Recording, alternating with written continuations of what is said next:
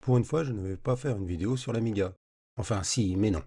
Je vais vous présenter mon matos pour faire l'acquisition des images de mes Amiga et autres du reste. Je capture sur PC avec le logiciel OBS. J'y reviendrai plus loin dans la vidéo. Je capture en 1280 x 720, mais il est possible bien sûr de capturer plus. Mais c'est la résolution que j'utilise sur mes Amiga avec l'Hyperstorm ou sur le 4000. Et surtout mon PC de montage commence vraiment à dater, et il rame vraiment avec des résolutions supérieures.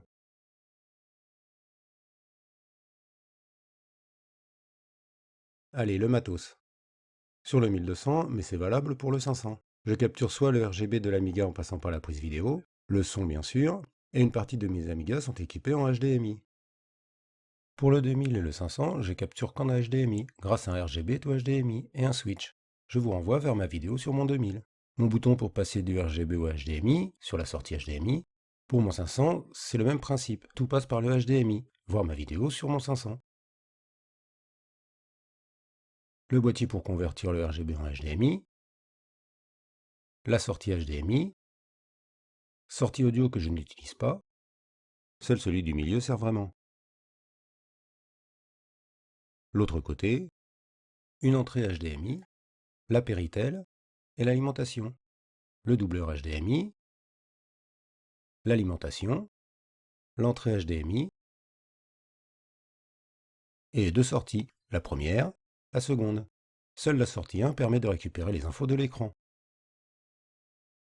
Un premier module de capture HDMI qui se branche sur l'USB, bien pratique avec son câble. Un second module de capture fonctionne comme le premier mais sans rallonge. La prise USB est un peu tordue du coup. Les deux ont les mêmes caractéristiques. Pour le son, un module de digitalisation en USB. La prise USB avec une bonne longueur de câble. Les prises audio Inch et Jack, c'est la même entrée, ce ne sont pas deux entrées distinctes. Le câble RGB de l'Amiga, rien de spécial. Pour le son, une rallonge. Et des câbles HDMI pour relier tous les éléments.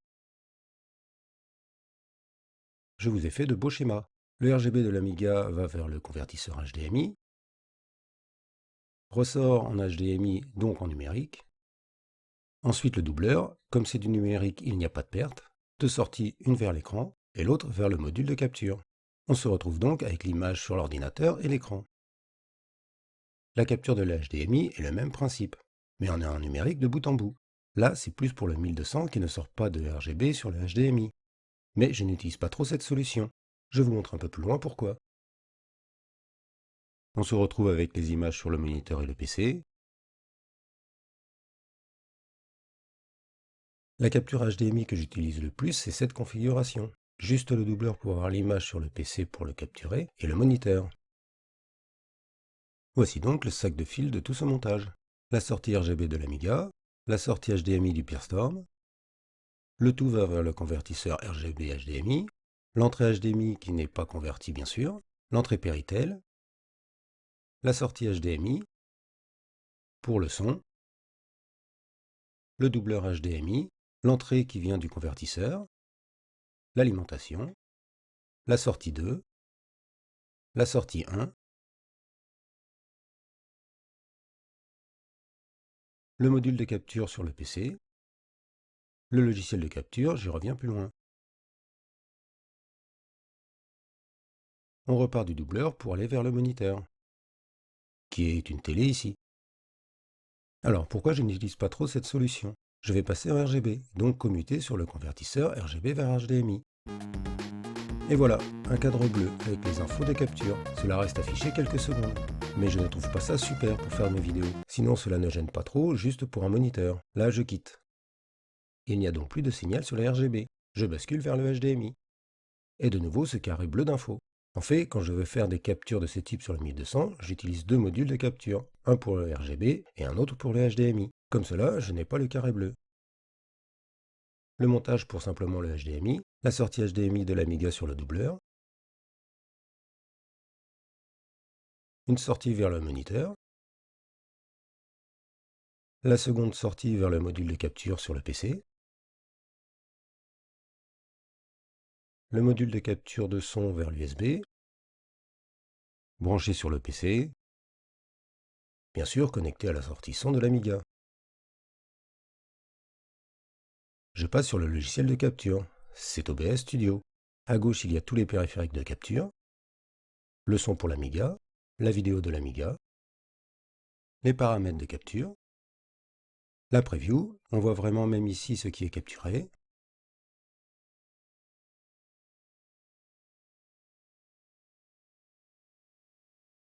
Je ne vais pas tout détailler. La résolution de capture, le reste c'est de base. Je capture en 1280 x 720. L'entrée audio pour le 2000 qui est directement branché sur le PC. Je vais faire les captures sur le 2000. L'entrée son pour le module de capture sonore. Il n'est pas connecté, donc il n'y a rien. On peut avoir d'autres choses, mais pas utile pour cette vidéo. Une chose de pas mal pour le son, c'est de pouvoir écouter ce qui est capturé. C'est tout de même pratique. Il suffit de mettre monitoring et sortie, et on entend le son qui est capturé.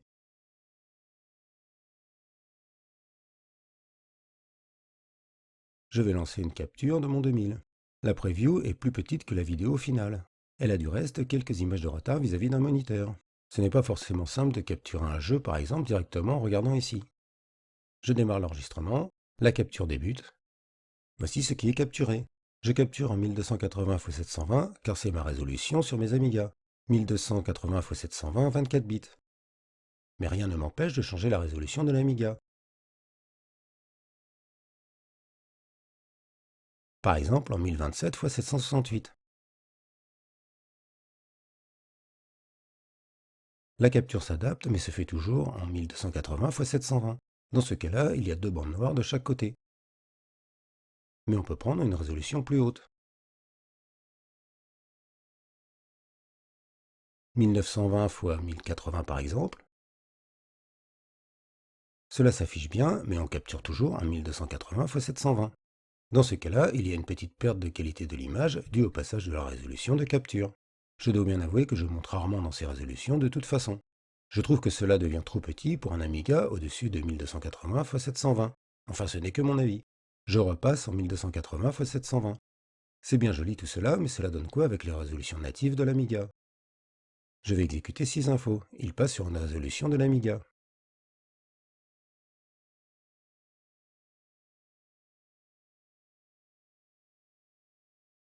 Il est exécuté. Là, sur le 2000, j'appuie sur mon bouton pour passer en RGB. Enfin, pour passer par le RGB to HDMI. La capture là, c'est un peu plus long la première fois. Le RGB to HDMI s'initialise.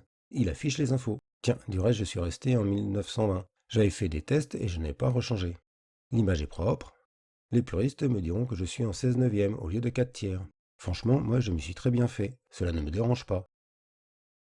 Le changement d'écran est normal.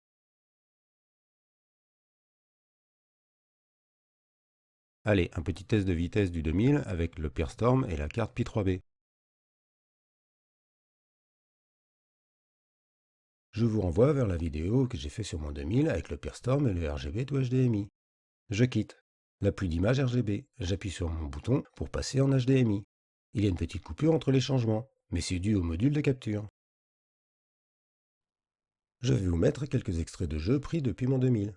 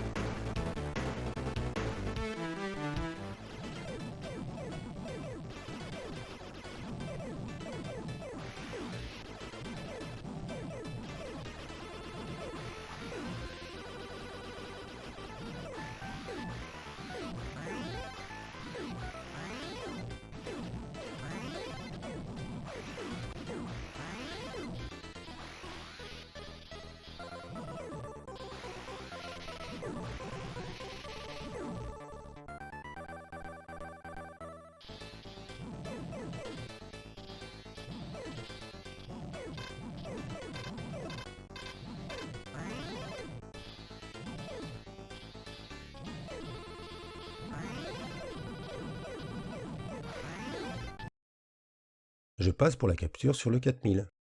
Lui a une sortie VGA. Voici le doubleur VGA, il est alimenté et permet une sortie identique à l'entrée sur les deux sorties. L'alimentation, l'entrée VGA, les deux sorties, la sortie 1 permet de récupérer les caractéristiques de l'écran, pas la sortie 2. Ce type de doubleur est à proscrire, je vous montre plus loin pourquoi. Le convertisseur VGA vers HDMI, l'entrée VGA, la sortie HDMI, entrée audio, petit mais efficace. Un autre type de convertisseur. Le problème de celui-ci, c'est la prise pour mettre le doubleur, et il n'a pas d'entrée son. Mais il fonctionne bien sinon. La prise et la largeur aussi gênent pour le doubleur. Voici pourquoi le câble doubleur est à proscrire. Il y a une atténuation de tous les signaux, donc une image sombre et peu lumineuse. Vous verrez la différence avec la suite. Voici l'acquisition avec le doubleur alimenté, indispensable en VGA. Là, je suis sur mon 3.1. Je vous renvoie à ma vidéo sur le Zulu SCSI que j'ai monté dans mon 4000. Pareil, je suis en 1280 x 720 sur le 4000. Il est possible de passer dans d'autres résolutions, mais certaines ne passent pas avec le convertisseur VGA HDMI. Je vais tenter d'en trouver une qui ne passe pas. Sur le 4000, j'ai une carte graphique Picasso 4 avec P96.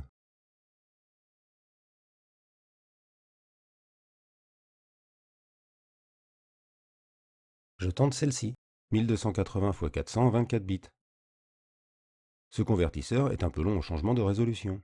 Ah si, elle passe.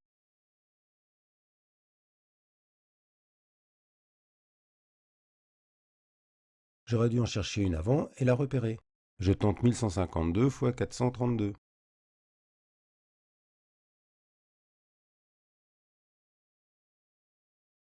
Ce temps sans image, c'est le convertisseur. L'image est déjà présente sur l'écran. Raté, elle aussi passe. Je ne vais pas passer du temps à chercher. Je me remets en 1280 x 720. Même avec le 4000, j'ai beaucoup de résolutions possibles. Bien sûr, au montage d'habitude, je coupe cette partie. Et le passage dans les résolutions de l'Amiga, cela donne quoi?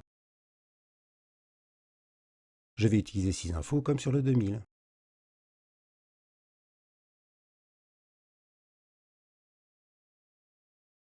Le changement de résolution, ce convertisseur est un peu long au changement.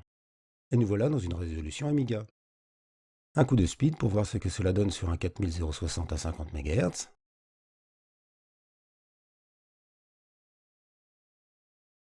C'est beaucoup moins que sur le Pearstorm. À une époque, mon 4000 était l'Amiga le plus puissant, maintenant c'est le plus lent. Même s'il a un peu de mémoire tout de même. Je quitte 6 infos. L'image est déjà là sur le moniteur. Et la voici sur la capture. La capture en VGA est donc possible aussi pour mon 4000. Juste pour comparer avec le 2000, voici le 3.2 sur le 4000. L'image est identique. Tout ceci peut être utilisé avec d'autres ordinateurs, l'Amstrad CPC par exemple. C'est le même principe. Le CPC est branché sur le convertisseur RGB vers HDMI, puis le doubleur pour aller sur le PC de capture,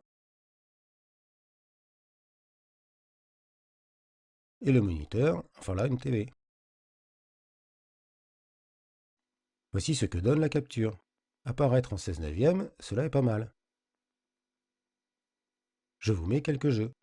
Parfois le son n'est pas bon, mais cela vient de moi, une erreur de config de ma part. Et je n'ai pas refait les captures.